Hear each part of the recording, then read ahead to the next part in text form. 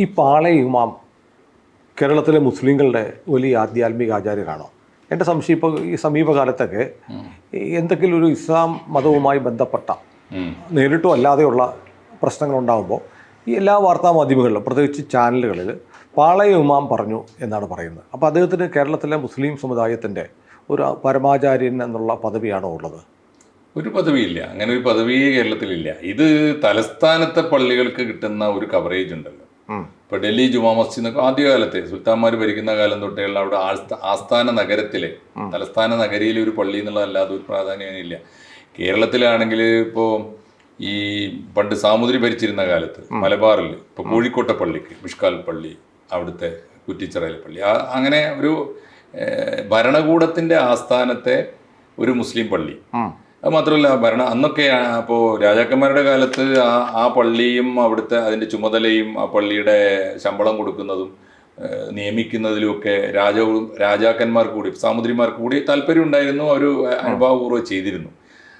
ആ ഒരു ഫ്യൂഡൽ കാലം കഴിഞ്ഞിട്ട് ഇപ്പോൾ തലസ്ഥാനത്ത് പുതിയ കാലം വന്നു. സംസ്ഥാനത്ത് തിരുവനന്തപുരത്ത് സംസ്ഥാനത്തിൻ്റെ തലസ്ഥാനമാണ്. അവിടുത്തെ ഒരു പ്രധാനപ്പെട്ട സ്ഥലം ഒരു പള്ളിയാണ് പാളയം പള്ളി. പണ്ടേ ഉള്ളൊരു പള്ളിയാണ്. പാളയത്ത് പള്ളിയുണ്ട്. മാത്രമല്ല ഈ MLA-മാർ, മന്ത്രിമാർ, അങ്ങനെയുള്ള ഭരണസിരാ കേന്ദ്രത്തിലെ പ്രധാനപ്പെട്ട ഉദ്യോഗസ്ഥന്മാരൊക്കെ മുസ്ലിങ്ങളായിട്ടുള്ള ഒരു പള്ളി ചെല്ലുന്ന ഒരു സ്ഥലമാണ്. അതുകൊണ്ട് കിട്ടുന്ന ഒരു കവറേജ് തലസ്ഥാനത്തെ ഒരു ഇമാം, ഒരു പള്ളിയിലെ ഇമാം എന്നല്ലാതെ നാട്ടിലെ ഏത് നാട്ടുപള്ളിയിലെയും ഒരു നാടൻ പള്ളിയിലെ ഒരു നാട്ടുംപുറത്തെ പള്ളിയിലെ ഇമാമിനുള്ള പദവിയുള്ളൂ, അല്ലാത്തൊരു മൂല്യമില്ല. അത് മാത്രമല്ല, ഈ പാളയം ഇമാം എന്ന് പറയുന്നത് കേരളത്തിലെ എല്ലാ വിഭാഗം മുസ്ലിങ്ങൾ അംഗീകരിക്കുന്ന ഒരു ഇമാമും അല്ല, ഒരിക്കലും അല്ല. അതെന്താ? അത് കേരളത്തിലെ ഏറ്റവും പ്രധാനപ്പെട്ട മതവിഭാഗം സുന്നികളാണ്. സുന്നി പള്ളി അല്ല പാളയം പള്ളി. സുന്നിപ്പള്ളി അല്ല. സുന്നികളുടെ പള്ളി അല്ലാത്തതുകൊണ്ട് തന്നെ ഇപ്പോൾ അറിയില്ല, ഇപ്പോൾ കേരളത്തിൽ പെരുന്നാൾ ഉറപ്പിക്കുന്നു, അങ്ങനെ ഉണ്ടല്ലോ, പെരുന്നാൾ ഉറപ്പിക്കുന്നു, നോമ്പ് ഉറപ്പിക്കുന്നു, അതൊക്കെയാണല്ലോ ഈ കാളിമാരുടെ പണി. ആ പണി ഇത് ഉറപ്പിക്കുന്ന ആരെന്നാ പറഞ്ഞത്? ഖാലിമാര്, ഖാസി എന്ന് പറയില്ലേ, ഖാലി എന്ന് പറയുന്ന ഒരു അറബി, ആ അക്ഷരം മലയാളത്തിൽ ഇല്ല. അള്ളാ എന്ന് പറയുന്ന ഖാലി എന്നാണ് പറയാം. ആ വാക്ക് മലയാളത്തിൽ എഴുതുമ്പോൾ ഒന്നുകിൽ ഖാസി ആവും, അല്ലെങ്കിൽ ഖാസിയാണ്, അല്ലെങ്കിൽ ചിലർ ഖാദി എന്ന് എഴുതും, ഖാദി. അപ്പോ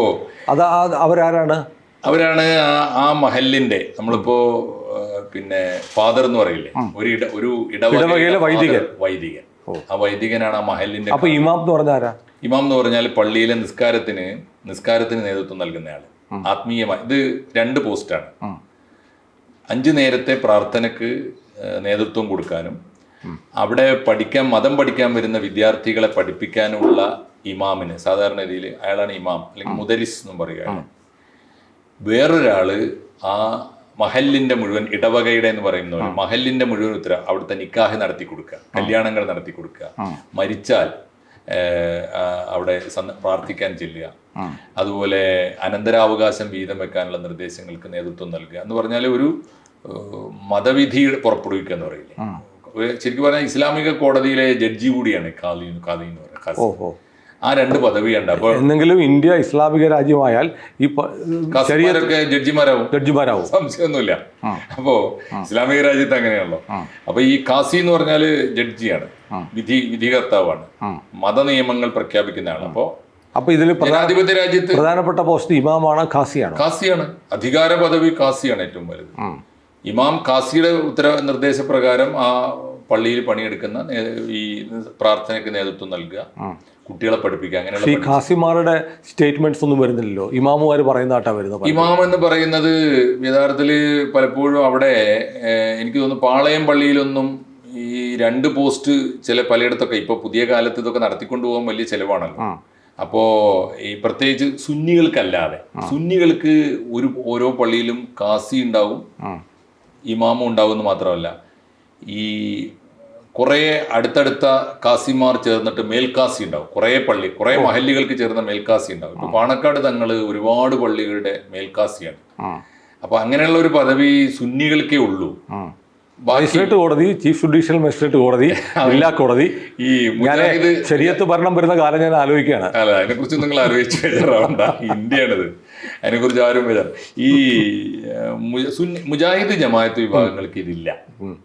അവർക്ക് ഈ പറഞ്ഞ പണിയൊന്നുമില്ല. ഒന്നാമത് പള്ളിയിൽ അവരൊന്നും പഠിപ്പിക്കുന്നില്ല. പള്ളിയിൽ പഠിപ്പിക്കുക, പള്ളിയിൽ ദർസ് നടത്തുക എന്ന് പറയുന്നത്. അതായത് പള്ളിയിൽ തന്നെ താമസിച്ച് പല ഭാഗത്തു നിന്നും വരുന്ന വിദ്യാർത്ഥികൾ അവിടെ തന്നെ പഠിച്ച് ഭക്ഷണം കഴിച്ച് അവിടെ താമസിച്ച് പഠിക്കുന്ന സമ്പ്രദായം, അതിനാണ് ദർസ് എന്ന് പറയുക. ആ സമ്പ്രദായം സുന്നികൾക്ക് മാത്രമേ ഉള്ളൂ, മുജാഹിദിനും ജമാഅത്തിനും ഇല്ല. അതിന് പകരം അവരെന്താ ചെയ്യാന്ന് വെച്ചാൽ അവർക്ക് വേണ്ടി അറബിക് കോളേജ്, വളരെ ആധുനികമായ രീതിയിലുള്ള അറബിക് കോളേജുകൾ സെപ്പറേറ്റ് സ്ഥാപിക്കുക ചെയ്യുക. ഗവൺമെന്റ് അംഗീകാരത്തോടെ, എന്താ വെച്ചാൽ ഗവൺമെന്റ് അംഗീകാരം കിട്ടും, ഗവൺമെന്റ് ഗ്രാന്റ് കിട്ടും, അവിടെ നിയമിക്കാൻ പറ്റും, സമാന്തരമായ ഒരു സ്ഥാപനമായിട്ട് നടത്താൻ പറ്റും. ഞാൻ ഇവിടെ ഒരു സംശയം ചോദിക്കട്ടെ. മാഷ്ഫ പറഞ്ഞല്ലോ മുജാഹിദുകൾക്കില്ല സുന്നി ജമാഅത്ത് എന്നൊക്കെ പറഞ്ഞല്ലോ, ഇതൊക്കെ തമ്മിൽ എന്താ പറ്റി? എന്ത് ഈ മുജാഹിദ് എന്ന് പറഞ്ഞാൽ എന്താണ്? അത് വളരെ പ്രധാനപ്പെട്ട ചോദ്യമായിട്ട് പലർക്കും അറിയില്ല, ആർക്കും അറിയില്ല, പലരും മനസ്സിലാക്കാൻ ശ്രമിക്കാറുമില്ല. സുന്നി എന്ന് പറയുന്നത് ഇവിടുത്തെ പരമ്പരാഗത കൺവെൻഷനൽ ഇസ്ലാമാണ്.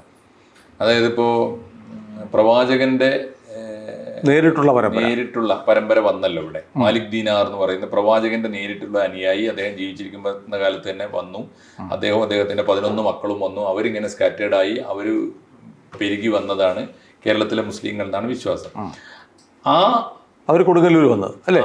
അതിലൊരാള് ഒരു കൂട്ടർ കൊടുങ്ങല്ലൂർ ആദ്യത്തെ പള്ളി എവിടെ ഉണ്ടാവുന്നത്? ഇന്ത്യയിൽ ആദ്യത്തെ മുസ്ലിം പള്ളി ഉണ്ടായത് കൊടുങ്ങല്ലൂർ. അവര് കപ്പലിൽ തന്നെ വടക്കോട്ട് പോകുന്നു, എല്ലാ തീരദേശത്തും വടക്കോട്ട് കാസർഗോഡ് വരെ, ചാലിയത്ത്, കാസർഗോഡ്, പൊന്നാനിയിലും ഒക്കെ പള്ളി നിർമ്മിച്ച് അങ്ങനെ പോയതാണ്. അത് ആദ്യത്തെ പരമ്പര. നമ്മുടെ രാജാക്കന്മാരല്ലേ ഈ പള്ളിക്ക് സ്ഥലമൊക്കെ കൊടുത്തത്? എല്ലാം എന്താ ചേരമാൻ പെരുമാൾ കൊടുത്തതുപോലെ കോഴിക്കോട്ടെ സാമൂതിരി കൊടുത്തതുപോലെ അതാത് പ്രദേശത്തെ ഒന്നുകിൽ ദേവസ്വത്തിൻ്റെതാണ് ഭൂമി, അല്ലെങ്കിൽ അന്നത്തെ നാട്ടുരാജാക്കന്മാരുടേതാണ് ഭൂമി, അവർ കൊടുത്തതാണ്. അല്ലാതെ എവിടെ നിന്ന് കിട്ടാനാ സാറേ? ഇതൊക്കെ ഈ പണം കൊടുത്ത് വാങ്ങിയതായിക്കോട്ടെ. പണം അവരുടെ കയ്യിൽ അന്ന് വരുമ്പോൾ പണം ഉണ്ടായിരുന്നു എന്ന് എനിക്കറിയില്ല. പണം കൊടുത്തായിട്ട് ആരും എവിടെയും ഞാൻ ദൂരെ കണ്ടിട്ടില്ല. കൊടുത്തതൊക്കെ ദാനമായി. പ്രത്യേകിച്ചും ഈ അതിഥി ദേവോ ഭവ എന്നാണല്ലോ കേരളത്തിന്റെ ഇന്ത്യയുടെ കൺസെപ്റ്റ്. അപ്പൊ അവർക്ക് ഇപ്പൊ ഇവിടെ വന്നു ചേർന്നതിന്റെ ചരിത്രം പലരും രേഖപ്പെടുത്തിയിട്ടുണ്ട്. കൊടുങ്ങല്ലൂരിൽ വന്ന ആദ്യത്തെ മുസ്ലിം കമ്മ്യൂണിറ്റിയുടെ ചരിത്രം പലരും എഴുതിയിട്ടുണ്ട്. അവരോട് ഈ നാട്ടുരാജാവ് ചോദിച്ചത് നിങ്ങൾക്ക് എന്ത് വേണമെന്നാ. അപ്പൊ അവർ പറഞ്ഞത് 3 കാര്യങ്ങളാണ് ആവശ്യപ്പെട്ടത്. ഒന്ന്, ആദ്യം ആവശ്യപ്പെട്ടത് മണ്ണ് വേണം, ഞങ്ങൾക്ക് ജീവിക്കാൻ മണ്ണ് വേണം. 2, പെണ്ണ് വേണം. ആരും പെണ്ണുങ്ങളെ സഹോദരിമാരെ കൊണ്ടുവന്നിട്ടില്ലല്ലോ, ആണുങ്ങൾ മാത്രമേ വന്നുള്ളൂ. അങ്ങനെയാണ് അവർക്ക് ഇവിടുന്ന് ഭാര്യമാരെ കിട്ടിയത്. കൺവെർട്ട് ചെയ്തോ അല്ലെങ്കിൽ ജീവിതം തുടങ്ങുമ്പോൾ പിന്നെ അവരുടെ ജീവിതശീലങ്ങളിൽ വരുന്ന മാറ്റത്തിനാണ് പിന്നെ നമ്മൾ കൺവെർഷൻ എന്ന് വിളിച്ചത്. അക്കാലത്ത് സഹജീവനമാണ്, ഒരുമിച്ച് ജീവിക്കാൻ ആൾ വേണം, അങ്ങനെ കൊടുത്താണ്. ആ വിശ്വാസത്തിലേക്ക് തീർച്ചയായിട്ടും പിന്നീട് അവർ മാറിപ്പോയിട്ടുണ്ടാവും, കുടുംബമായി മാറിപ്പോയിട്ടുണ്ടാവും. അപ്പോൾ മണ്ണ് കിട്ടി, പെണ്ണ് കിട്ടി, പിന്നെയാണ് പള്ളി വരുന്നത്, ദേവാലയം. അപ്പം ഇതിന്റെ പ്രത്യേകത, ഇവിടെ വന്നു ചേർന്ന എല്ലാ വൈദേശിക സമൂഹത്തിലും ഇതിനെയും വിളിക്കുന്നത് മാപ്പിളമാർന്നാണ്. അഹമ്മദ് മാപ്പിളയാണ്, വർഗീസും മാപ്പിളയാണ്, യോഹന്നാൻ മാപ്പിളയാണ്. അതിന്റെ അർത്ഥം എന്താ വെച്ചാല് മുസ്ലിമും ക്രിസ്ത്യാനിയും ഉണ്ട്, ജൂതനും ഉണ്ട്, ഒക്കെ മാപ്പിളമാരാണ്. ഈ വന്നവരൊക്കെ മാപ്പിളമാരാണ്, മാപ്പിള്ളമാരാണ്. അതിന് രണ്ടർത്ഥത്തിലാണ് മാപ്പിള. ഒന്ന്, മാപ്പിള്ളമാരാണ്, അമ്മമാരുടെ മക്കളാണ്. എന്ന് വെച്ചാൽ അവരുടെ ഐഡന്റിറ്റി, ഈ മണ്ണിൽ അവരുടെ മേൽവിലാസം അമ്മയാണ്, അമ്മ ഇവിടുത്തുകാരിയാ, അവരുടെ മക്കളാണ്, അമ്മയുടെ മക്കളാണ് ഒന്ന്. പിന്നെ വേറൊരു അർത്ഥം പറയുന്നുണ്ട് ചില വിശദീകരണങ്ങളിൽ, മഹാപിള്ളമാരാണ്. എന്നുവെച്ചാൽ വിശ്വസ്തരായ കച്ചവടക്കാരായി വന്നവരൊക്കെ. അപ്പൊ അതുകൊണ്ട് അവരെ ബഹുമാനിച്ച്, ഈ അതിഥിയെ ബഹുമാനിക്കുക എന്ന് പറയില്ല, അങ്ങനെ ബഹുമാനിച്ച് വിളിച്ച്, പിന്നെ ആ പേരൊക്കെ പിന്നെ കളഞ്ഞു വിളിച്ചത് അവരുടെ കുറ്റല്ല. ഞാൻ പറയണത് ഈ സാധനമാണ്. അപ്പൊ അങ്ങനെ വന്ന ആദ്യത്തെ തലമുറയാണ്. പിന്നീട് ഒരു തരത്തിലുള്ള ഇടപെടലും നടക്കാത്ത അഹ്ലു സുന്നത്ത് വൽ ജമാഅത്ത് എന്ന് പറയും. അതായത് ഈ ഖുർആൻ, പ്രവാചകൻ പഠിപ്പിച്ചു കൊടുത്ത ഖുർആനും പ്രവാചകന്റെ ജീവിതം നോക്കി പഠിച്ച സുന്നത്തും, അതിനാണ് ഹദീസ്. പ്രവാചകന്റെ വാക്കുകളായ ഹദീസ് 3 കാര്യങ്ങളാണ്. ഹദീസ് എന്ന് പറയുന്നത് പ്രവാചകന്റെ വചനങ്ങൾ, ഖുർആൻ എന്ന് പറയുന്ന ദൈവത്തിന്റെ വചനങ്ങൾ പ്രവാചകന്റെ നാവിലൂടെ വന്നത്, കേട്ടത്. 3ാമത്തെ കാര്യം പ്രവാചകന്റെ ചര്യ, കണ്ടുപിടിച്ചത്, അതിന്റെ മറ്റുള്ളവർ കണ്ടുപിടിച്ചത്. അതാണ് ഈ സുന്നത്ത് ജമാഅത്ത്. അതിന്റെ ചുരുക്കമാണ് ഈ സുന്നികൾ എന്ന് പറയുന്നത്. അതാണ് മുജാഹിദ് എന്ന് പറയുന്നത്. ഉണ്ടാകുന്നത് 18ാം നൂറ്റാണ്ടിന്റെ ഒടുവിൽ അറേബ്യയിൽ ഒരാൾ പിറന്നു. അദ്ദേഹം മുസ്ലിം സമുദായത്തിലെ ഒരു പരിഷ്കർത്താവായിട്ട് ഉയർന്നു വന്നു. അദ്ദേഹത്തിന്റെ പേര് മുഹമ്മദ് ബിൻ അബ്ദുൽ വഹാബ് എന്നാണ്. അദ്ദേഹം ഇസ്ലാമിനെ പരിഷ്കരിക്കാൻ തീരുമാനിച്ചു. അദ്ദേഹം നോക്കുമ്പോൾ പരമ്പരാഗത ഇസ്ലാമിൽ ഒരുപാട് അന്ധവിശ്വാസങ്ങളുണ്ട്, അദ്ദേഹത്തിന്റെ കണക്കിൽ അന്ധവിശ്വാസങ്ങളുണ്ട്, ഒരുപാട് ഈ സിദ്ധന്മാരുണ്ട്, സൂഫികളുണ്ട്. ഈ സൂഫിസം ഇസ്ലാമിക വിരുദ്ധമാണ്. അത് അപ്പൊ ഇദ്ദേഹത്തിന്റെ ഒരു വാദം ഇസ്ലാമിലെ ശുദ്ധിവാദം എന്നാണ് അതിന് പറയുക. അത് പല മതങ്ങൾക്കകത്ത് ഹിന്ദു സംസ്കാരത്തിലും അത് ഉണ്ടായിട്ടുണ്ട്. അപ്പൊ അതുപോലെ ഇസ്ലാമിനകത്ത് വന്നൊരു ശുദ്ധിവാദമാണ് വഹാബിസം. ആ വഹാബിസത്തിന്റെ മലയാള പേരാണ് മുജാഹിദ്. എന്നുവെച്ചാൽ അവർ പറയുന്നത് ഈ മതത്തിന് വേണ്ടി പൊരുതുന്നവരാണ് ജിഹാദ്. അതുകൊണ്ട് വഹാബിസം വന്നതുകൂടിയാണ് തീവ്രവാദ ലൈനിലേക്ക് ഇസ്ലാം മാറിയതെന്ന് പറയുന്നത്.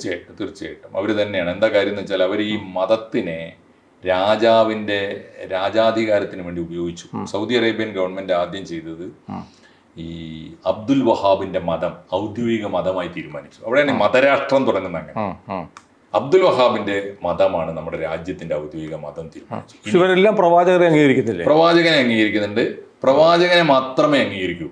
അതിനുശേഷം പ്രവാചകനെ പ്രചരിപ്പിക്കുകയും മനുഷ്യർക്ക് ജീവിത മാതൃക കാണിക്കുകയും ചെയ്ത കുറെ മഹാത്മാക്കളുണ്ട്. നമ്മൾ സൂഫികൾ എന്നൊക്കെ വിളിക്കുന്ന ഒരാളെ അംഗീകരിക്കില്ല. മാത്രമല്ല അവരെ കുറിച്ചുള്ള അവദാനങ്ങൾ കവിതകളായിട്ട് വന്നാൽ അത് ആ കവിത പാടിയാൽ പോലും ഇസ്ലാമിന് പുറത്താകും. ശിർക്ക് എന്നതിന് പറയാം, ദൈവത്തിൽ പങ്കു ചേർക്കൽ എന്ന് പറയാം. ഇപ്പൊ മൊഹിയുദ്ദീൻ മാല കേട്ടിട്ടുണ്ടാവും സാർ. മാപ്പിളപ്പാട്ടിൽ കണ്ടെടുക്കപ്പെട്ട ആദ്യത്തെ മാപ്പിളപ്പാട്ടാണ്. അത് ബഗ്ദാദിൽ ജീവിച്ചിരുന്ന സൂഫിയായിരുന്ന ഷെയ്ഖ് അബ്ദുൽ ഖാദർ ജിലാനി എന്ന് പറയുന്നത്. അതാണ് ഈ മൊഹിയുദ്ദീൻ, അദ്ദേഹത്തിന് മുഴുവൻ പേര് അതാണ്, ഷെയ്ഖ് മൊഹിയുദ്ദീൻ അബ്ദുൽ ഖാദർ ജിലാനി എന്നാണ് മുഴുവൻ പേര്. അദ്ദേഹത്തെ കുറിച്ചിന്റെ അവദാനങ്ങൾ എഴുതിയ പാട്ടാണ് മൊഹിയുദ്ദീൻ മാല. അറബി, മലയാളം ലിപിയിൽ ആ സിദ്ധനെ കുറിച്ച് എഴുതിയ പാട്ടാണ്. ആ പാട്ട് പാടാൻ പാടില്ല എന്ന് കേരളത്തിലെ മുജാഹിദുകൾ ഇപ്പോഴും വിശ്വസിക്കുന്നില്ല, അന്നും വിശ്വസിക്കുന്നുണ്ട്. സംഗീതം ഹറാമാണ് എന്ന് പ്രബലമായി വിശ്വസിച്ചിരുന്നു. അടുത്ത കാലം വരെ ആ സെക്ട് മൊത്തം വിശ്വസിച്ചിരുന്നു. പിന്നെ പിൽക്കാലത്ത് അതിനകത്ത് രണ്ട് അഭിപ്രായം വന്നിട്ടുണ്ട്. സംഗീതത്തെ സംഗീതമായിട്ട് കാണണമെന്നും അത് അംഗീകരിക്കണമെന്നും പറയുന്ന ഒരു ചെറിയ വിഭാഗമുണ്ട്. ഇപ്പോഴും വലിയ തീവ്രവാദികളായ മുജാഹിദ് പണ്ഡിതന്മാരൊക്കെ സംഗീതം നിഷിദ്ധമാണ് എന്ന് പറയുന്നവരാണ്. അപ്പോൾ ഈ പരിഷ്കരണം എന്ന് പറഞ്ഞു വന്ന മുജാഹിദുകൾ ശരിക്കും പരിഷ്കരിക്കുകയല്ല, പുറകോട്ട് പോവുകയായിരുന്നു. അവർ പുറകോട്ട് പോവുകയാണെന്ന് മാത്രമല്ല, അവരാണ് സത്യത്തിൽ ഈ വിഭാഗീയത. ഇപ്പോൾ ആ കൂട്ടരാണ്, സാറ് ശ്രദ്ധിച്ചിട്ടുണ്ടോ എന്നറിയില്ല, തിരുവോണം ഓണം ആഘോഷത്തിൽ പങ്കെടുക്കാൻ പാടില്ല, ശബരിമലയിൽ അരവണ പായസം കഴിക്കാൻ പാടില്ല, നിലവിളക്ക് കൊളുത്താൻ പാടില്ല, ഈ വിവാദങ്ങളൊക്കെ. പക്ഷെ അത് ഈ സുന്നികളും ലീഗിന്റെ മന്ത്രിമാർ പോലും ചെയ്യുന്നുണ്ട്. ലീഗിന്റെ മന്ത്രിമാർ ചെയ്യുന്നുണ്ട് എന്ന് മാത്രമല്ല, ലീഗിന്റെ വിശ്വാസത്തിലും അതുണ്ട്. ഇപ്പോ ലീഗിന്റെ മാത്രമല്ല, ലീഗിലെ സുന്നികളുടെ വിശ്വാസത്തിൽ അതുണ്ട്. കാരണം നമ്മുടെ സിദ്ധന്മാര് രണ്ടു കൂട്ടരാണ്. സിദ്ധന്മാര് മമ്പുറം തങ്ങൾ മലബാറിലെ വലിയ സിദ്ധനാണ്, സൂഫി ആയിരുന്നല്ലോ. അദ്ദേഹത്തിന്റെ ദർഗാ ഷരീഫിൽ ഒരിക്കലും അണയാത്ത നിലവിളക്കുണ്ട്. ഞങ്ങളെ കൊണ്ടോട്ടി തങ്ങള് പാപ്പയുടെ ദർഗാ ഷരീഫിലുണ്ട്. പ്രധാനപ്പെട്ട അജ്മീർ ഖാജ മൊയ്നുദ്ദീൻ ചിഷ്തി എന്ന് പറയുന്ന വേറെ സൂഫിയാണ്. നമ്മളെ എ ആർ റഹ്മാനൊക്കെ അവിടുത്തെ ഭക്തനാണ്. അപ്പൊ അവർക്ക് ഈ നിലവിളക്കിനെ എതിർക്കുന്നവരാര് നോക്കിയാൽ മതി. എതിർക്കുന്നവര് ഈ മുജാഹിദ് വിഭാഗം. അപ്പൊ ഈ ലീഗിലെ എതിർക്കുന്നവരും മുജാഹിദാണ്. ലീഗില് ഈ പരമ്പരാഗത സംസ്കാരത്തെ എതിർക്കുന്നവർ മുജാഹിദ് വിഭാഗമാണ്. ലീഗിൽ രണ്ടു കൂട്ടരും ഉള്ളത് കൊണ്ടാണ് ആ അഭിപ്രായത്തിൽ. അതാണ് ഒന്ന്. അപ്പോൾ നമ്മൾ ഒരു മുസ്ലിം സഹോദരനെ കണ്ടാൽ അയാൾ മുജാഹിദാണോ എനിക്ക് മറ്റു പേരുകൾ അറിയില്ല, മറ്റെന്താണെന്ന് എങ്ങനെ അറിയും?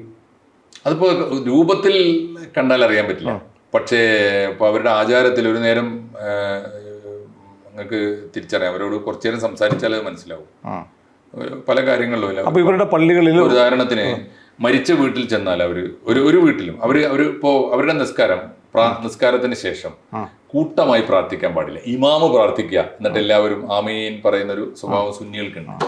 അത് ഏത് സോഷ്യൽ ഒക്കേഷനിലും ഒരാൾ മരിച്ചാൽ മരണ വീട്ടിൽ ചെന്ന് പ്രാർത്ഥിക്കും. കല്യാണ വീട്ടിൽ ചെന്ന് പുതിയാപ്പിള ഇറങ്ങുന്ന നേരത്ത് കല്യാണ വീട്ടിൽ നിന്ന് വരൻ പുറപ്പെട്ട് വധുവിന്റെ വീട്ടിലേക്ക് വരൻ ഇറങ്ങി പുറപ്പെടുമ്പോൾ പ്രാർത്ഥിക്കും.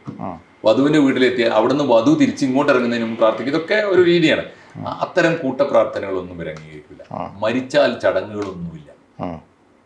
ഇതൊക്കെയാണ് മുജാഹിദുകൾ പറയുന്നത് വെച്ചാൽ അവര് തൗഹീദ് എന്ന് പറയും. എന്നുവെച്ചാൽ ഒരൊറ്റ ആളോട് പ്രാർത്ഥന, ദൈവം മാത്രം, അള്ളാഹ് മാത്രം, വേറെ ആരും പാടില്ല എന്ന് പറയുന്നത് കൊണ്ടാണ് ഇവർക്ക് ഇതൊക്കെ ആരാധനയായിട്ട്. ഈ മുസ്ലിം സ്ത്രീകൾ മരിച്ചാൽ അന്യ സമുദായത്തിലോ അന്യ പുരുഷന്മാർക്ക് ശരീരം കണ്ടുകൂടാന്നുണ്ടോ?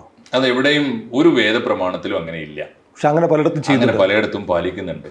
അതൊക്കെ വളരെ, എനിക്ക് തോന്നുന്നു അതൊക്കെ ഇതിന്റെ ഭാഗമായി ഈ പറയുന്ന ഒരു വ്യതിരിക്തതയുടെ ഐഡന്റിറ്റിയുടെ ഒരു ക്രൈസിസ് വന്ന സമയം. അല്ല, അത് ഏതെങ്കിലും വിഭാഗത്തിലാണോ അതോ ജനറലി? ഒരു വിഭാഗവും ഇല്ല. ജനറലി ഇങ്ങനെ ചെയ്യുന്നുണ്ട്. ജനറലി ചെയ്യുന്നുണ്ട്. അതിപ്പോ പലയിടത്തും എനിക്ക് തോന്നുന്നു അതും കൊണ്ടുവന്നത് ഇവരൊക്കെ തന്നെയാണ്. ഈ മുജാഹിദ് വിഭാഗം തന്നെയാണ്.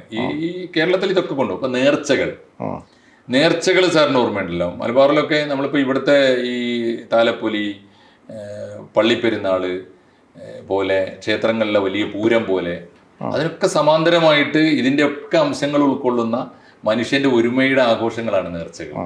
നേർച്ചകൾ പാടില്ല എന്ന് തീവ്രവും ശക്തവുമായ നിലപാടെടുത്തത് മുജാഹിദാണ്. എന്ന് പറഞ്ഞാൽ ജാതി മത ഭേദമില്ലാതെ മനുഷ്യർ ഒത്തുകൂടുന്ന എല്ലാത്തിനും വിരുദ്ധരാണ്. ഒരു പ്രത്യേക തുരുത്തായിട്ട് മാറുകയാണ്. മാത്രമല്ല ഇവരിൽ വേറൊരു പ്രത്യേകത കാണാവുന്നത്, ഇവരാണ് അറേബ്യയിലെ പ്രകൃതിക്കനുകൂലമായ വേഷം. ആണും പെണ്ണും അവിടെ ശരീരം മുഴുവൻ മൂടും. അത് അവിടുത്തെ കാലാവസ്ഥയാണ്. കാരണം ഈ മണൽക്കാറ്റിൽ നിന്ന് രക്ഷപ്പെടാൻ ആണിനും പെണ്ണിനും ഈ കണ്ണ് ഒഴികെ ബാക്കിയൊക്കെ മറക്കും അവിടെ. അത് അവിടെ ജീവിച്ചാൽ നമുക്കൊക്കെ അറിയാം. മരുഭൂമി ഡെസേർട്ട് ക്യാമ്പിനൊക്കെ പോകുമ്പോൾ നമ്മളൊക്കെ ചെയ്യുന്നതാണ്.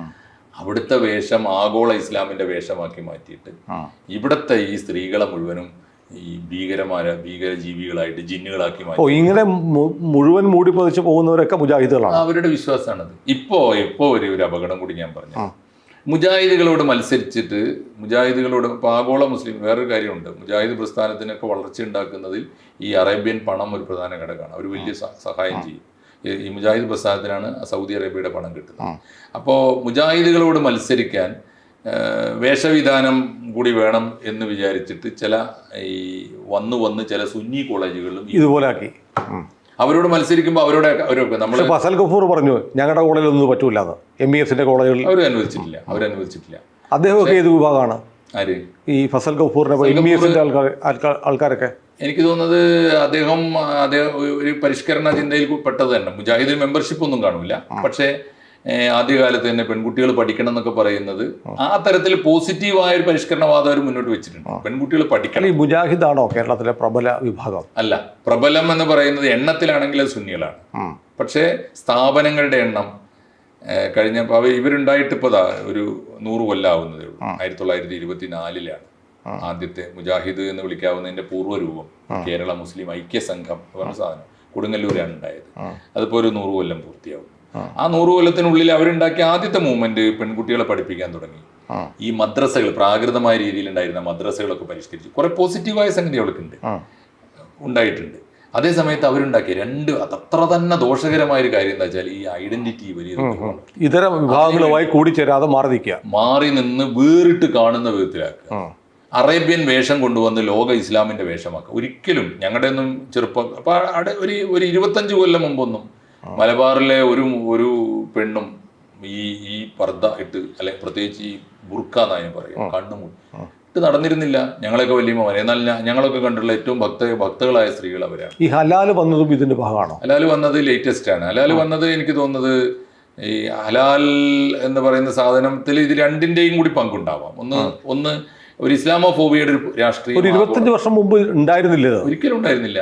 പിന്നെ എങ്ങനെ ഇത് പൊടുന്നനെ ഹലാൽ ഒരിക്കലും ഈ നമ്മളൊരു മനുഷ്യന്റെ വിശ്വാസത്തിൽ ഒരു ജീവിയെ നമ്മൾ ഭക്ഷിക്കണമെങ്കിൽ അത് ദൈവത്തിന്റെ നാമത്തിൽ അറുത്തിരിക്കണം.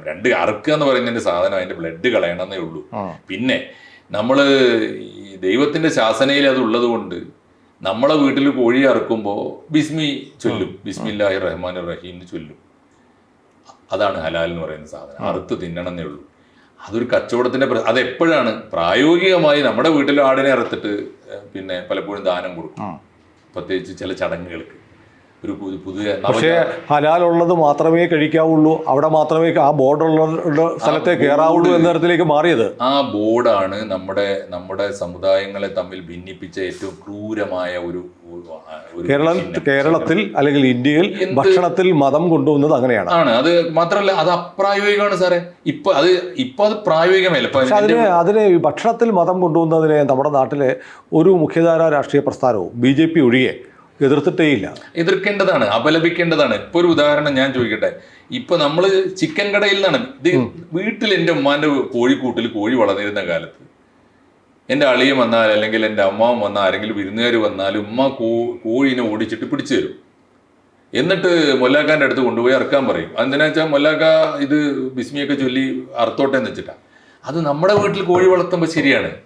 പക്ഷെ ഒരു ചിക്കൻ കടയിൽ പോയി വാങ്ങുമ്പോൾ അവനതിനെ അറുത്തോ കൊന്നോ ആരാ നോക്കുന്നത്? അത് മാത്രമല്ല പക്ഷേ ഇപ്പോൾ ഒരു മുസ്ലിം ചെറുപ്പക്കാരന് അവൻ്റെ സുഹൃത്തുക്കളായ എൻ്റെയോ നമ്മുടെ സന്ദീപിൻ്റെയോ വീട്ടിൽ പോയി ഭക്ഷണം കഴിക്കണമെങ്കിൽ ഹലാൽ അല്ലെങ്കിൽ കഴിക്കാൻ പറ്റില്ലല്ലോ. അതൊക്കെ വലിയ ആ നടക്കുന്ന ഭക്ഷണം കാര്യമല്ലേ സാർ? അതായത് ഇതര മതസ്ഥൻ്റെ വീട്ടിൽ പോയി ആഹാരം കഴിക്കുന്നതിന് പോലും വിലക്കാണ് ഹലാൽ മുറുകെ പിടിച്ചാൽ. അത് സാധ്യമേ അല്ല സാറേ. ഒന്ന് അതിന്റെ ആവശ്യം ഉണ്ടായിരുന്നില്ല. എന്നാണ് ആളുകൾ ചോദിക്കാൻ തുടങ്ങിയത്? ഞാൻ എൻ്റെ കൂട്ടുകാരുടെ ഇപ്പോൾ ഞാൻ എല്ലാ ഓണത്തിനും പോയി ഭക്ഷണം കഴിക്കുന്നത് എൻ്റെ ചിഹ്നം എടുത്തിട്ട് അവരുടെ വീട്ടിൽ എങ്ങനെ അർത്ഥം അത് ഇഷ്യൂ അല്ല. നമ്മൾ ചെയ്യുമ്പോൾ ഒരു ജീവിയെ നമ്മളെ മുമ്പിൽ ജീവനോടെയുള്ള ഒരു ജീവിയെ നമുക്ക് ഭക്ഷിക്കണമെങ്കിൽ അത് നിങ്ങൾ അതിനെ ചോരകൾ വെറുതെ ഞെക്കിക്കൊല്ലരുത്, അറുത്തിട്ട് അതിന്റെ ചോര കളയുക എന്നേ ഉള്ളൂ അതിന്റെ ധാർമ്മികമായ സംഗതി. അങ്ങനെ ചോര കളയുമ്പോൾ ദൈവത്തിന്റെ പേര് വിളിക്കുക. എന്തിനാണ് നമ്മൾ മരം വെട്ടുമ്പോൾ ഉണ്ടല്ലോ മരത്തെ പൂജിക്കുന്നത്, അത്രേ ഉള്ളൂ. ദൈവത്തിന്റെ പേര് വിളിക്കുക. ദൈവമേ ഇവനെ കൊല്ലണം എന്ന് എനിക്ക് ആഗ്രഹം ഉണ്ടായിട്ടല്ല, പക്ഷെ ഞങ്ങളുടെ ഒരു ശീലത്തിന്റെ സംസ്കാരത്തിന്റെ ഒക്കെ ഭാഗമായിട്ട് കോഴിയിറച്ചി ഒരു അതിഥിക്ക് കൊടുക്കാവുന്ന ഏറ്റവും നല്ല എന്നതിനർത്ഥമുള്ള നല്ല ഭക്ഷണമാണ്. അതുകൊണ്ടാണ് കേട്ടോ എനിക്ക് നീ ജീവൻ കൊടുത്ത ഒരു ജീവിയെ കൊല്ലാൻ ഇഷ്ടമല്ല എന്നാണ് അതിന്റെ ഏറ്റവും പവിത്രമായ അർത്ഥം. ഒരു മാപ്പ് ചോദിക്കലാണ്. അപ്പൊ നമ്മളില്ലേ ഇപ്പൊ കൊടിമരത്തിന് മരം വെട്ടുന്നതിന് മുമ്പ് മരത്തിനോട് നമ്മൾ മാപ്പ് ചോദിക്കുന്നില്ലേ? സോറി കേട്ടോ നിവൃത്തില്ല എന്നിട്ടാണ് എന്റെ ഉത്സവത്തിന് എന്റെ അമ്പലത്തിന് എന്നല്ലേ അതിനർത്ഥമുള്ളൂ. അതുകൊണ്ട് പ്രകൃതിയെ അനുഗ്രഹിച്ച് തന്നൊരു മരത്തെ ഞാൻ വെട്ടുന്നു. ഇതൊക്കെയാണ് സാറേ പവിത്രമായിട്ട് എടുക്കുമ്പോൾ ഇതിന്റെ അർത്ഥമുള്ളൂ. ഇത് ഇവർ കൊണ്ടുപോയിട്ട് ഒരു ഹോട്ടലിൽ കയറി ഞാൻ എൻ്റെ വീട്ടിലേക്ക് എൻ്റെ മോൻ്റെ അടുത്ത് കാച്ചു ചിക്കൻ വാങ്ങി കൊണ്ടുവരാന്ന് പറയുമ്പോൾ ആരറുത്തു, എങ്ങനെ അറുത്തു എന്നെങ്ങനെ എനിക്ക് അറിയേണ്ട ബാധ്യതയില്ല. പടച്ചോനെ പറഞ്ഞിട്ടുമില്ല. അതേ ഞാൻ ഹോട്ടലിൽ കയറി ഭക്ഷണം കഴിച്ചു, ആ കോഴിയുടെ ഇറച്ചി എനിക്ക് തരുന്നു. അത് അവന്റെ ധാർമ്മികതയാണ്. എങ്ങനെ എനിക്ക് വൃത്തിയുള്ളത് തരണം, അത് ഹൈജീനിക് ആയിരിക്കണം, അവന്റെ നന്നായി ചെയ്യണം, വൃത്തിയുള്ള ആള് തരണം, അത്രയല്ലേ ഉള്ളൂ. അതുകൊണ്ടല്ലേ നമ്മൾ വിശ്വാസമുള്ള ഹോട്ടലിൽ ജാതി മതവും നോക്കിയിട്ടാ ഇത് ഹലാല് ബോർഡ് നോക്കി ഹോട്ടലിൽ കയറുക. വൃത്തികേട് തുടങ്ങിയത് അവിടെയാണ്. ഇല്ല വന്ന് ഹലാൽ ഭക്ഷണം മാത്രമല്ല, ഹലാൽ ഫ്ലാറ്റുകൾ, ഹലാൽ സ്വർണം, ഹലാൽ കോണ്ടം അതുവരെയായി. അതുകൊണ്ടോ? പരസ്യം വന്നിരുന്നു. മാഷ് കണ്ടില്ല അല്ലേ? ഞാൻ മാഷ്ക്ക് അയച്ചു തരാം. എനിക്ക് അറിഞ്ഞൂടാ ഇതൊക്കെ എവിടെ നിന്നാണ് ഇതൊക്കെ വരുന്നത്, എനിക്ക് അറിഞ്ഞൂടാ. സാറിന് അറിയോന്നറിയില്ല. ഇതിൽ ഈ വരവിന്റെ ഒരു തുടക്കം പണ്ട് സാറിന് ഓർമ്മയുണ്ടോന്നറിയില്ല. മാധ്യമം പത്രം തുടങ്ങിയ കാലത്ത് ഒരു പരസ്യം തുടങ്ങി അധികം കഴിയുന്നതിന് മുമ്പ് ഏതാനും വർഷങ്ങൾക്കുള്ളിൽ ഒരു പരസ്യം വന്നിരുന്നു. മുസ്ലിം കിഡ്നി ആവശ്യമുണ്ട്. ഓർക്കുന്നുണ്ട്. ഞാനൊക്കെ അതിനെതിരായിട്ട് ഘോരമായി പ്രസംഗിച്ചിട്ടുണ്ട് കേരളത്തിലെ തെരുവിൽ. പിന്നെ എന്തുകൊണ്ടോ അബദ്ധം പറ്റിയതുകൊണ്ടാവും അത്തരം പരസ്യങ്ങളുടെ ഒരു ഏർപ്പാട് അവർ നിർത്തി. അവർക്ക് മനസ്സിലായി കിഡ്നിക്ക് ജാതിയും മതവും നോക്കാൻ പോയാൽ ചത്തുപോയുള്ളൂ മനുഷ്യൻ. അല്ല മറ്റൊന്നുണ്ട്. പക്ഷേ ഇത് പറയുമ്പോൾ സമീപകാലത്ത് മാഷ് ഒരു ടോക്ക് ചെയ്ത് ഞാൻ ഓർക്കുന്നു. ഈ കേരളത്തിൽ അവയവദാനം അത് സ്വീകരിക്കൽ മാത്രമേ മുസ്ലിങ്ങൾ ഉണ്ടായിരുന്നുള്ളൂ. ഒരു മുസ്ലിമും അയാളുടെ ഓർഗൻസ് മറ്റുള്ളവർക്ക് കൊടുക്കില്ലായിരുന്നു. ഇല്ലായിരുന്നു. മാത്രമല്ല AIMS all India institute of medical science പ്രസിദ്ധീകരിച്ച കണക്കിൽ അന്ന് വരെയുള്ള, ഞാനൊരു 3 കൊല്ലം മുമ്പാണ് ആ ലിസ്റ്റ് കണ്ടത്, അന്ന് വരെയുള്ള ഓർഗൻ ഡോണേഴ്സിൽ ഒറ്റ മുസ്ലിം ഇല്ല. ഡോക്ടർ ഗണപതി ഇത് പറഞ്ഞു. റെസിപ്പിയൻസിലുണ്ട്. അത് ആര് പറഞ്ഞാലും ശരിയാണെന്നേ. അത് ആരെങ്കിലും ചൂണ്ടിക്കാണിച്ചാൽ അവൻ മുസ്ലിം വിരുദ്ധ പറയുന്നതിൽ എന്താ അർത്ഥമുള്ളൂ? ഞങ്ങളൊക്കെ അത് വളരെ സീരിയസ് ആയിട്ട് എടുക്കുകയും പണ്ഡിതന്മാരോടൊക്കെ കാണുമ്പോഴൊക്കെ ഇത് പറയുകയും. റിസൾട്ട് ഉണ്ട് സാറേ. ഞാൻ ഏറ്റവും ഒടുവിൽ കേരളത്തിലെ സമസ്ത മുഷാവറ അംഗമായിട്ടുള്ള ഒരു മഹാപണ്ഡിതനുണ്ട്, വലിയ പണ്ഡിതനുണ്ട്. നമ്മൾ അദ്ദേഹത്തെ കുറിച്ച് അഭിനന്ദിച്ചു ടോക്ക് ചെയ്തിട്ടുണ്ട്. അദ്ദേഹം ഇത് വളരെ പുണ്യപ്പെട്ട കാര്യമാണ്. അതുകൊണ്ട് മാറ്റം ഉണ്ടായിട്ടുണ്ടോ? മാറ്റം പതുക്കെ അല്ലേ സാർ വരും. ഇത് അടഞ്ഞു. ഇത്രയും കാലം മുസ്ലിം സമുദായത്തിൽപ്പെട്ടവർ മറ്റുള്ളവരുടെ അവയവങ്ങൾ സ്വീകരിക്കുകയല്ലാതെ മറ്റൊരാൾക്കും കൊടുക്കില്ല എന്നുള്ളത് കേരളത്തിന് അറിയില്ലായിരുന്നു. ഇല്ല, അതിന്റെ നോൺസെൻസ് എത്രയാണെന്ന് ഈ കമ്മ്യൂണിറ്റി മനസ്സിലാക്കിയിട്ടില്ല. ഇപ്പൊ പുറത്തറിയാൻ തുടങ്ങിയപ്പോൾ അതിന്റെ മാനക്കേട് മനസ്സിലായി. മാത്രമല്ല പണ്ഡിതന്മാരെ കുറിച്ച് ചിന്തിക്കാൻ തുടങ്ങി. നല്ല പണ്ഡിതന്മാരുണ്ടല്ലോ, ജനറസ് ആയ. അപ്പോ MP മുസ്തഫൽ ഫൈസിയാണ് ഇപ്പോ ഇത് പുണ്യപ്പെട്ട കാര്യമാണ് എന്ന് അദ്ദേഹം ഫത്വയ്ക്ക് തുല്യമാണ്. പിന്നെ പക്ഷേ ഞാൻ മറ്റൊന്ന് കേട്ടിട്ടുണ്ട്. ഇപ്പോൾ ഒരു മുസ്ലിം കുടുംബത്തിലെ ഒരാൾ മരിച്ചു, അയാളുടെ മകൾക്ക് പിന്നീട് ആ കബറിൽ പോകാൻ കഴിയില്ല, കുഴിമാടത്തിൽ. അങ്ങനെയുണ്ടോ? കബറിടത്തിൽ പൊതുവെ സ്ത്രീകളെ പ്രവേശിപ്പിക്കുന്ന ഒരു രീതി കുറവാണ്. പോകുന്നതിന് വിലക്കുണ്ടെന്നാണ് ഞാൻ കേട്ടിട്ടുള്ളത്. ഇല്ല, സുന്നി പള്ളികളിലൊക്കെ പലപ്പോഴും ഒക്കേഷൻസിൽ ഇപ്പൊ ആണ്ടൊക്കെ ഉണ്ടല്ലോ, എൻ്റെ ഉപ്പ മരിച്ച ദിവസം എൻ്റെ ഉമ്മയും പെങ്ങന്മാർക്കും ഒക്കെ ആദ്യത്തെ കുറെ വർഷങ്ങളെങ്കിലും പോകുന്ന ശീലമൊക്കെ ഉണ്ട്. പക്ഷെ അത് ഇല്ലാത്തത് ഈ പറഞ്ഞ വിഭാഗത്തെ അത് വിലക്കൊന്നുണ്ട്. എന്തായിരിക്കും ഇതിന് കാരണം? പോവാത്തതിന് കാരണം എന്താ? പക്ഷെ ക്രൈസ്തവരെ നോക്കൂ, അവരെല്ലാ ദിവസങ്ങളിലും പറ്റുമെങ്കിൽ ആ കല്ലറയിൽ പോയി പൂ വെച്ച് പ്രാർത്ഥിക്കും. അതിന് കുഴപ്പമില്ലെന്ന് വെച്ചാൽ ഈ പറഞ്ഞ വിഭാഗം സുന്നികൾക്ക് അല്ലാതെ ഇപ്പൊ ഈ മുജാഹിദ് ജമാഅത്ത് വിഭാഗം ശക്തിപ്പെട്ടു വന്നപ്പോൾ മുജാഹിദുകൾക്ക് പ്രത്യേകിച്ചു കബറിടം സന്ദർശിക്കാൻ പോലും പാടില്ല. ആണും പാടില്ല. ഇപ്പൊ എന്റെ ഉപ്പ മരിച്ചാൽ ഞാൻ ആ കബറിടത്തിന്റെ അടുത്ത് ചെന്നിട്ട് കണ്ണടച്ച് ധ്യാനിച്ച് ഒന്ന് പ്രാർത്ഥിക്കാൻ പാടില്ല. അതായത് മരിക്കുന്നത് വരെ ഉള്ളൂ ഒരാള്, അത് കഴിഞ്ഞിട്ട് അയാൾക്ക് വേണ്ടി പ്രാർത്ഥിക്കാൻ പാടില്ല. ആണുങ്ങൾ പോകാൻ പാടില്ല അത്തരത്തിൽ, പിന്നെ പെണ്ണൊട്ടും പോകില്ലല്ലോ. അങ്ങനെ ഉണ്ടായി വന്നതായിരിക്കണം അത്. എനിക്ക് തോന്നുന്നു അങ്ങനെ വിലക്കുകളൊന്നും ഉള്ളത്. മുജാഹിദുകളുടെ എണ്ണം കൂടിക്കൂടി വരുവാണോ? മുജാഹിദുകളുടെ എണ്ണം ഫലത്തിൽ കൂടി വരുന്നു എന്ന് പറഞ്ഞുകൂടാ. പക്ഷെ ഇപ്പൊ ഉണ്ടായത് മുജാഹിദുകൾക്ക് ഒരുപാട് സ്ഥാപനങ്ങൾ ഉണ്ടായി. മുജാഹിദുകൾ പലതവണ പിളർന്നു, പലതായി മുജാഹിദിനകത്ത് 2-3 ഗ്രൂപ്പായി. 3 ഗ്രൂപ്പിൽ നിന്ന് 2 ഗ്രൂപ്പ് പിന്നെ ലയിച്ചു, 1 ഗ്രൂപ്പ് ഇപ്പോഴും വേറെ നിൽക്കുന്നുണ്ട്. അതിനകത്ത് അവര് വലിയ സംഘർഷം നേരിടുന്നുണ്ട്. അല്ല, നമ്മൾ ഈ പാളയം പള്ളിയിലാണ് തുടങ്ങിയത്. ഈ പാളയം പള്ളി ഇതിൽ ഏത് വിഭാഗം? പാളയം പള്ളി മുജാഹിദ് ജമാഅത്ത് വിഭാഗത്തിന്റെ, പാളയം പള്ളി ജമാഅത്ത് വിഭാഗത്തിന്റെ. ജമാഅത്ത് എന്ന് പറഞ്ഞാൽ ജമാഅത്തെ ഇസ്ലാമി. ജമാഅത്തെ ഇസ്ലാമി അറിയാലോ, ഒരു പൊളിറ്റിക്കൽ ഇസ്ലാം എന്ന് വിളിക്കാവുന്ന ലക്ഷണമൊത്ത സംഘടന, പൊളിറ്റിക്കൽ ഇസ്ലാം. അപ്പോ അവരുടെ ഒരു പള്ളിയാണത്. അവരുടെ പള്ളി എന്ന് പറഞ്ഞു കഴിഞ്ഞാൽ എവിടെയോ വെച്ച് എനിക്ക് തോന്നുന്നു ഈ പാളയം പള്ളിയുടെ ഒരു നടത്തിപ്പിന്റെ ചുമതല കഴിഞ്ഞ കുറെ കാലമായിട്ട് അവർക്കാണ്. അപ്പൊ അവര് നിയമിക്കുന്ന ഇമാമാണ് അവിടെ ഉണ്ടാവുക. അപ്പൊ കേരളത്തിൽ ഈ പ്രബലമായ 3 വിഭാഗങ്ങൾ, സുന്നികളും ജമായത്തും ജമാഅത്ത് ഇസ്ലാമിയാണോ ഉള്ളത്? പ്രബലമായ വിഭാഗങ്ങൾ ആ 3ആണ്. പക്ഷെ വേറെയും വിഭാഗങ്ങളുണ്ട്. ഇപ്പോ അപ്രധാനം എന്ന് പറയാവുന്ന വിഭാഗങ്ങൾ വേറെയുണ്ട്. ഇപ്പൊ പല ത്വരീക്കത്തുകളുണ്ട്. സൂഫി വിഭാഗങ്ങൾ പലതാണ്, പല ത്വരീക്കത്തുകളുണ്ട്. പിന്നെ ഈ മുഖ്യധാര സുന്നികളൊന്നും മുസ്ലിങ്ങളൊന്നും അംഗീകരിക്കാത്തൊരു വിഭാഗമാണ് അഹമ്മദിയാക്കൾ. അറിയാലോ, ഇവിടെയുണ്ട്, നമ്മുടെ എറണാകുളത്ത് പോലും ഉണ്ട്, പലയിടത്തും ഉണ്ട്. മലപ്പുറം ജില്ലയിലും വളരെ പ്രധാനപ്പെട്ട 3-4 കേന്ദ്രങ്ങളിൽ അവരുണ്ട്, അത്തരക്കാരുണ്ട്. പിന്നെ ഇതിലൊന്നും പെടാത്തൊരു കൂട്ടരാണ് ചേകനൂർ വിഭാഗം. ചേകനൂർ വിഭാഗത്തിന്റെ പ്രത്യേകത എന്താ വെച്ചാൽ അവര് ഹദീസുകളെ അംഗീകരിക്കില്ല, സുന്നത്ത്. അവർക്ക് ഖുർആൻ സുന്നത്താണ്, ഖുർആൻ ആണ് അവരുടെ സുന്നത്ത്, ദൈവത്തിന്റെ വചനങ്ങളല്ലാതെ. അത് ശരിയാണ്. കാരണം ഈ ഹദീസുകളാണ് പ്രവാചകന്റെ വചനം. പ്രവാചകൻ മരിച്ചുപോയി 200-300 കൊല്ലം കഴിഞ്ഞിട്ട് പ്രവാചകൻ പറഞ്ഞു എന്ന് പലരും കേട്ടവനെ കേട്ടു എന്നൊക്കെ പറഞ്ഞ് എഴുതി വെച്ച ഹദീസുകളാണ്. അത് പലപ്പോഴും ദൈവത്തിന്റെ വചനങ്ങൾക്ക് നിരക്കാത്തതാണ്, ഖുർആന് നിരക്കാത്തതാണ്. അതുകൊണ്ട് ചേകനൂർ മൗലവി വാദിച്ചത് ഹദീസുകൾ നിരോധിക്കണം. ആ വിഭാഗത്തിന്റെ പേരെന്താ? അവർക്ക് ഇപ്പൊ പേര് ഖുർആൻ സുന്നത്ത് സൊസൈറ്റി. മനസ്സിലായി, എനിക്കറിയാം. ഇനി എനിക്ക് അവസാനമായിട്ടൊരു സംശയം. ഇപ്പൊ പല പ്രബല വിഭാഗങ്ങൾ, മുജാഹിദ്, സുന്നി, പിന്നെന്താ ജമായത്ത്, ഇങ്ങനെയൊക്കെ ഉണ്ടല്ലോ. ഇവരൊക്കെ തമ്മിൽ പരസ്പരം കല്യാണം കഴിക്കലും ഒക്കെ പ്രായോഗികമാണോ? താരതമ്യേന ചെയ്യാറുണ്ട്. ഇപ്പോൾ നിർബന്ധിത ഘട്ടത്തിൽ ചെയ്യാറുണ്ട്. പക്ഷെ കല്യാണം ആലോചിക്കുമ്പോൾ സുന്നികളാണെങ്കിൽ സുന്നിയാണോ എന്ന് നോക്കും. ഇപ്പോൾ നിവൃത്തികേടുകൊണ്ട് പലപ്പോഴും കുട്ടികൾ തമ്മിൽ ഇഷ്ടാവുകയും കുടുംബങ്ങൾ തമ്മിൽ ഇഷ്ടമാവുകയും സാമ്പത്തിക സ്ഥിതി തമ്മിൽ ഒത്തുപോവുകയും വിദ്യാഭ്യാസപരമായി ഉദ്യോഗം കൊണ്ട് ഒത്തുപോവുകയൊക്കെ ചെയ്യുമ്പോൾ കണ്ണടക്കും. പക്ഷെ പണ്ട് നന്നായി ഒരു തരത്തിലുള്ള ജാതി തന്നെയാണോ? ജാതി അതിനെ കുറിച്ച് പറഞ്ഞുകൂടാ, വിശ്വാസ സഭകളാണ്, കുറെ കൂടി സഭകളാണ്, വ്യത്യസ്ത സഭകളാണ്. അതാണ് അതിനെ വിളിക്കാൻ പറ്റും. അത് നടക്കുന്നുണ്ട്. ക്രൈസ്തവ സമുദായത്തിനെ പോലുള്ള അതുപോലുള്ള സഭകളാണ്. വിശ്വാസപരമായി തന്നെ പല കാര്യങ്ങളിലും വ്യത്യാസമുണ്ട്, ആചാരങ്ങളിൽ. ഇനി ഒരു സംശയം, നമ്മൾ ഈ ഇമാമിനെ കുറിച്ചും ഖാസി ഇതൊക്കെ പറഞ്ഞു. പക്ഷേ ഈ മൗലവി എന്ന് പറയുന്ന ആരാ? മൗലവി എന്ന് പറഞ്ഞാൽ മുസ്ലിം പണ്ഡിതനെ അർത്ഥമുള്ളൂ. അയാൾക്ക് ഈ അധികാര പദവി ഒന്നും ഉണ്ടാവില്ല. പള്ളിയിലാവണം എന്നില്ല അയാള്. ഇപ്പോൾ ഏതെങ്കിലും ഒരു ഇസ്ലാമിക സനത് ബിരുദം, മതശാസ്ത്രത്തിൽ ഒരു ബിരുദം എടുത്ത ആളെ പൊതുവെ മൗലവി എന്ന് പറയും. അങ്ങനെയാണല്ലേ? നമ്മളെ അഫ്സലുൽ ഉലമ സ്കൂളിലും കോളേജിലും അറബി കോളേജിൽ പഠിച്ചിട്ട് ഞാൻ പെട്ടെന്ന് ഓർത്ത്, നമ്മുടെ ഈ കാസർഗോഡ് ഈ സമീപകാലത്ത് മൗലവി കൊലക്കേസ് ഉണ്ടല്ലോ, പള്ളിയിൽ ഉറങ്ങിക്കിടക്കുകയായിരുന്നു പറഞ്ഞു.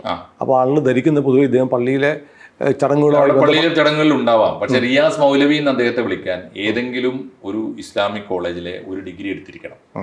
ഇപ്പൊ ഒരു അറബി കോളേജിൽ പഠിച്ചിട്ട് അഫ്സലുൽ ഉലമ പാസ്സായാൽ അയാളെ ഉലമ ആണ്. ഉലമയെ വിളിക്കുന്ന ഒരു പേരാണ് മൗലവി. അല്ലാതെ പള്ളിയുടെ ദൈനംദിന ഇടപാടുകളിൽ ഉണ്ടാവണം എന്നില്ല. മൗലവി അവിടെ കാസിയായി നിയമിക്കപ്പെട്ട ആളാണെങ്കിൽ അയാൾ കാസിയാണ്. അവിടുത്തെ മുദരീസായി ഇമാമായി നിയമിക്കപ്പെട്ട ആളാണെങ്കിൽ ഇമാമാണ്. റിയാസ് മൗലവി ഇമാമാണ് ആ പള്ളിയിലെ ഇമാമായിരുന്നു.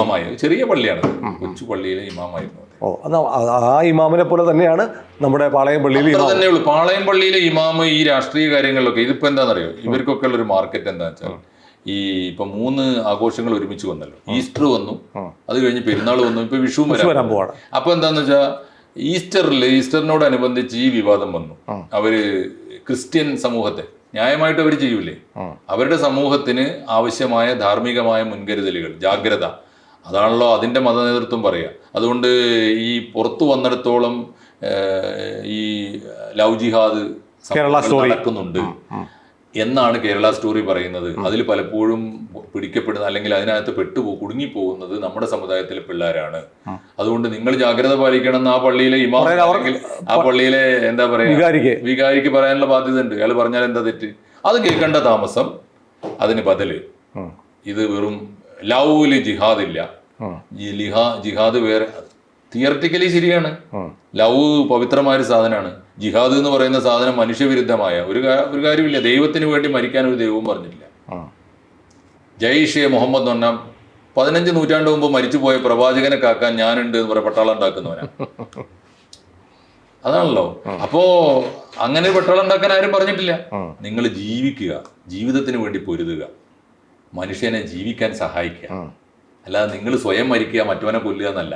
അത് പറഞ്ഞിട്ടില്ല. അപ്പൊ അതുകൊണ്ട് ലവിന്റെ കൂടെ ജിഹാദ് ചേരൂല അയാൾ പറയുന്നത് ശരിയാണ്. പക്ഷെ ലവിന്റെ കൂടെ ജിഹാദ് ചേർക്കുന്നവർ ഈ നാട്ടിലുണ്ട്. ഇല്ല എന്ന് പറയുന്നതാണല്ലേ? അല്ല, അങ്ങനെയുള്ളവരെ ഒറ്റപ്പെടുത്തണം എന്നുള്ള പറഞ്ഞാൽ ഓക്കെ, അതല്ലേ പറയേണ്ടത്? അതാണ് പറയേണ്ടത്. അതിന് പകരം അതില്ല എന്ന് പഠിപ്പിക്കുക. അതിന് പകരം പറയുന്നതിന്റെ അതിന്റെ ബാക്കി പത്രം എന്താ? VP ഷുഹൈബ് മൗലവി ഇപ്പൊ ഈ പറഞ്ഞതിന്റെ ബാക്കി പത്രം എന്താ? കരുതിയിരിക്കുക, ഞമ്മക്കെതിരായി മറ്റോ നുണ പറഞ്ഞു നടക്കുന്നുണ്ട്, പ്രചരിപ്പിക്കുന്നുണ്ട്, അതുകൊണ്ട് അവനെ കാണുമ്പോൾ വെറുക്കുക എന്നുള്ളതിന്റെ അർത്ഥം ആത്യന്തികമായി വെറുപ്പിന്റെ മതമാണ്. വെറുപ്പിന്റെ കടയാണ് തുറന്നത്. അതെ, വെറുപ്പിന്റെ കടയാണ് പെരുന്നാളിന് തുറന്നു വെച്ചത്. അതാണ് സൂക്ഷിക്കേണ്ടത്. അതിന്റെ റിസൾട്ട് എന്താണെന്ന് അദ്ദേഹം ആലോചിക്കേണ്ടത്. മക്കളെ എങ്ങനെ നടക്കുന്നുണ്ട് ലവ് ജിഹാദ്? ഇങ്ങനെ ഒരു സിനിമ കേരള സ്റ്റോറി എന്ന സിനിമ വന്നിട്ടുണ്ട്. അതിൽ കേരളത്തിൽ നടക്കുന്നു എന്ന് പറയുന്ന ലവ് ജിഹാദിനെ പെരുപ്പിച്ച് കാണിച്ചിട്ടുണ്ട്. അതിനൊരു കലയായിട്ട് കണ്ടാൽ മതി കേട്ടോ. അതൊന്നും ജീവിതമല്ല. നമ്മുടെ കൂട്ടത്തിൽ ആരെങ്കിലും ഒക്കെ ചെയ്യുന്നുണ്ടെങ്കിൽ നമ്മൾ ജാഗ്രത പാലിക്കണം മക്കളെ. ചെയ്യരുത് മക്കളെ. അത് ലവിനോടും ചെയ്യുന്ന തെറ്റാണ്, ജിഹാദിനോടും ചെയ്യുന്ന തെറ്റാണ് എന്നല്ലേ പറഞ്ഞ് പഠിപ്പിക്കേണ്ടത്. പ്രവാചകൻ എപ്പോഴാണ് ജിഹാദിന് പോയത്? പ്രവാചകൻ സ്വന്തം നാട്ടിൽ മക്കയിൽ ജീവിക്കാൻ നിവൃത്തിയില്ലാത്ത ഘട്ടത്തിൽ അദ്ദേഹം ആദ്യം എന്താ ചെയ്തത്? സ്വന്തം വീട് വിട്ടൊഴിഞ്ഞ്, ശല്യം സഹിക്കവയ്യാതെ വീട് വിട്ടൊഴിഞ്ഞിട്ടൊരു മലയുടെ അടിവാരത്ത് പോയി താമസിച്ചു കുറേ കാലം. അവിടത്തെ അദ്ദേഹത്തിന് വെള്ളം ഉൾപ്പെടെ എല്ലാ അവശ്യ സൗകര്യങ്ങളും വിലക്കി. നാട്ടിൽ നിന്ന് പോയിട്ട് ആരെയും ശല്യപ്പെടുത്താതെ സ്വന്തം വിശ്വാസവുമായി മലയോരത്ത് ഒളിച്ചു പാർത്തിട്ട് നിവൃത്തിയില്ലാതെ അവിടെയും ജീവിക്കാൻ കഴിയാത്തപ്പോൾ നാട് വിട്ട് ഓടിപ്പോയി. അങ്ങനെയാണ് മക്കയിൽ നിന്ന് മദീനയിലേക്ക് ഹിജറ പോയത്. ഓർമ്മയില്ലേ? മദീനയിൽ ചെന്നപ്പോൾ കുറെ കൂടി നല്ല മനുഷ്യരാണ്. സൗമനസ്യത്തോടെ സംസ്കാരത്തോടെ ഇദ്ദേഹത്തെ സ്വീകരിച്ചു, കേൾക്കാൻ തുടങ്ങി. എന്തേ പോന്നു, എന്താ പ്രശ്നം എന്ന് മനസ്സിലാക്കി. അപ്പോൾ എൻ്റെ വെളിപാടനുസരിച്ച് എൻ്റെ വിശ്വാസം മക്കയിലെ മഹാഭൂരിപക്ഷം വരുന്ന ജനങ്ങൾക്ക് ഇഷ്ടമായില്ല. ഞാൻ അവരോട് പറഞ്ഞു നോക്കി, പറയേണ്ടത് എൻ്റെ ബാധ്യതയാണല്ലോ. അവരെന്നെ ഓടിച്ചു എന്ന് പറഞ്ഞപ്പോൾ അവർക്കത് ബോധ്യപ്പെട്ടു, അവർ സ്വീകരിച്ചു. അവിടെ വലിയ ശക്തിയായി തീർന്നു. ആ ശക്തിയായി തീർന്നപ്പോൾ പിന്നെ അവിടെ വന്ന് കുഴപ്പമുണ്ടാക്കാൻ ഇവർ വന്നപ്പോഴാണ് തിരിച്ചടിച്ചു. ദൈവത്തിന്റെ വെളിപാട് വന്നു എന്നാണ് പറയുന്നത്. ഇനി നീ നിൽക്കണം, ഇപ്പൊ നിനക്ക് സമയമായി, നീ സഹിക്കേണ്ടതിന്റെ അങ്ങേയറ്റമായി. ഇനി നീ സുരക്ഷിതമായി സമാധാനത്തോടെ ജീവിക്കുന്ന നാട്ടിൽ വന്നിട്ട് അന്യദേശക്കാർ കുഴപ്പമുണ്ടാക്കാൻ വന്നാൽ അടിച്ചോ. ഇതിനാണ് ജിഹാദ് എന്ന് പറയാം. അല്ലാതെ അയൽവക്കക്കാരനെ വെറുത്തിട്ട് ഓനെ പിടിച്ച് നമ്മളെ മതത്തിൽ ചേർക്കാൻ വേണ്ടി നടത്തുന്നതിനല്ല ജിഹാദ് പറയാം. ആത്മരക്ഷയ്ക്ക് വേണ്ടി നിവൃത്തിയില്ലാത്ത ഘട്ടത്തിൽ ശത്രുക്കൾ വന്ന് നിങ്ങളുടെ വീട് ആക്രമിക്കുന്നത് എല്ലാവരുടെയും അവകാശമാണ്, മനുഷ്യാവകാശം. അത്രേ ഉള്ളൂ. ഇതാണ് ഈ VP ഷുഹൈബ് മൗലവി ഉൾപ്പെടെയുള്ളവർ പഠിപ്പിച്ചു കൊടുക്കേണ്ടത്.